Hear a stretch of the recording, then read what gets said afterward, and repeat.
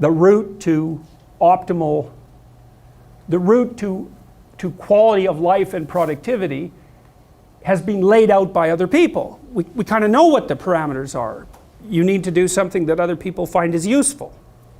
And you have to regard it as useful as well. Or at least you have to be entertaining. There has to be something about you of value to other people that you have to pursue with a fair bit of diligence. So you have to play a productive social role. Probably need friends.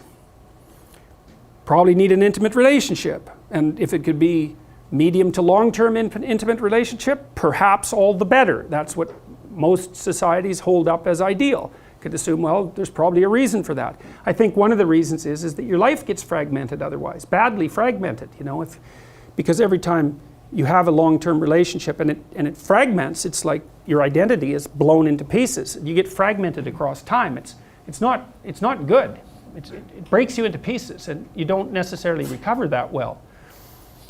It makes everything much more impermanent and unreliable, all of those things. So it introduces a tremendous amount of uncertainty into your life, and it also means that you don't have anyone around that you can really trust, and that's bad. Because if you have someone around you can really trust, then you have two brains instead of one, and like you probably need two brains to manage your way through life. It's pretty complicated.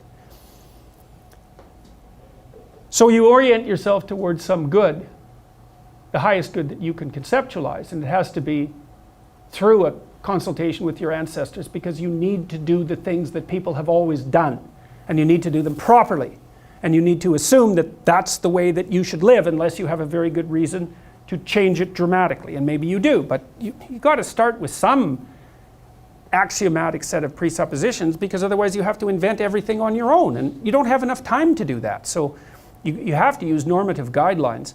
And if you don't, then people won't know what to do with you. That's another big problem, if you live completely outside the norm. I mean, you know, remarkable artists manage that to some degree. But of course they pay for the privilege by being remarkable artists. So if there's something truly remarkable about you, perhaps you could justify deviating from the normative path. But if there isn't, first of all, there's nothing remarkable enough about you to justify deviating in every way from the normative path, no matter how remarkable you are. So that's part of the rescuing of the father from the depths, is to reunite yourself with the traditional structures of your community. You can do that in a way that you feel suits your own needs best. But I don't think you can not do it, because it makes you weak. And then you'll drown. All right, so let's say you have oriented yourself, but not perfectly, because you're full of mistakes and errors. So then what do? Because you have to fix those errors, but you still have to be oriented. And this is why I started to get interested in the phenomena of meaning as a phenomenological experience, to experience something as meaningful. It's not exactly obvious what that means, to experience something as meaningful. I think that you can approach it obliquely, you know, like if I said, watch yourself for 2 weeks and notice when you're doing something that you regard as meaningful. I could say, well, here's some markers. You lose a sense of time, you lose a sense of vulnerability, you're deeply engaged in it. It seems worth the effort, right? You forget yourself while you're doing it. Maybe you forget your existential concerns while you're doing it. You're not ruminating or obsessing about the meaning of your life. I think there is an alternative. I think it's associated with this idea. So imagine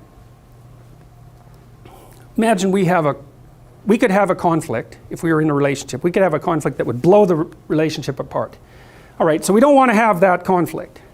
And then we could have no conflict whatsoever, which means that you would never get to say what you wanted and I would never get to say what I wanted, because we're either identical, which is just not happening, or we're going to have conflict because you're going to want some things that I don't want, and vice versa. So if there's no conflict, we are not in a relationship. All right, so zero conflict is the wrong amount, and conflict that destroys the relationship is the wrong amount.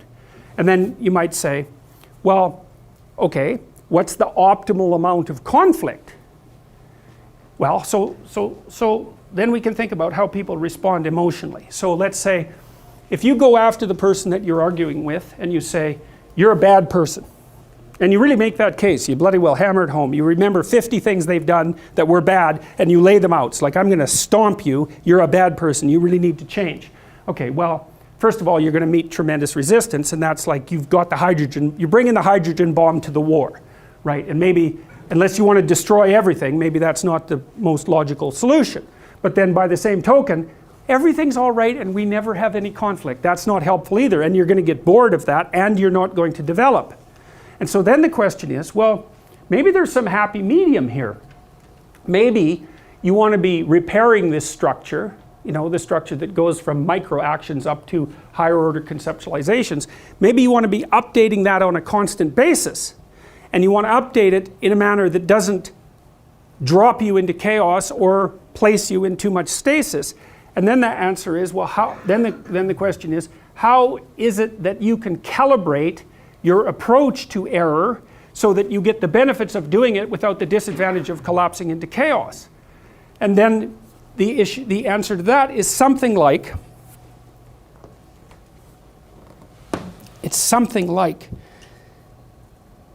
once you have decided to adopt responsibility for being, and we'll say that what that means is that you have conceptualized a good that you're willing to devote yourself to, and I think you're perfectly welcome to do that on an individual basis.